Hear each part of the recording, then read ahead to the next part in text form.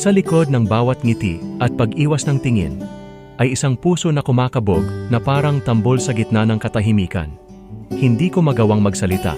Hindi ko maipahayag ang damdaming ito na nag-aalab sa dibdib ko, sapagkat ang takot ay isang tanikalang nakagapos sa aking dila. Sa bawat araw na lumilipas, pinagmamasdan kita mula sa malayo. Bawat kilos mo, bawat tawa, bawat pagkislap ng iyong mga mata ay isang talang bumubuo ng kalawakan sa akin. Sinasabi ko sa hangin, sa mga bituin, nasa kabila ng pagkalito at pag-aalinlangan, handa akong maghintay, handa akong magsakripisyo, sapagkat sa puso ko, ikaw ang awit na hindi kayang tapusin. Hindi ko alam kung paano magsisimula, kung paano sasabihin ang salitang, ikaw ang tanging mahalaga.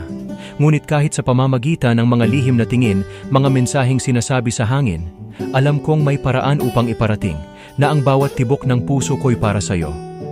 At kung balakid man ang katahimikan, kung hadlang man ang takot, ito'y lulubos sa isang pahayag, isang pangakong itinatago sa mga taludtod, na sa huli, ako'y narito, umiibig, tapat, at walang alinlangan, hanggang sa walang hanggan.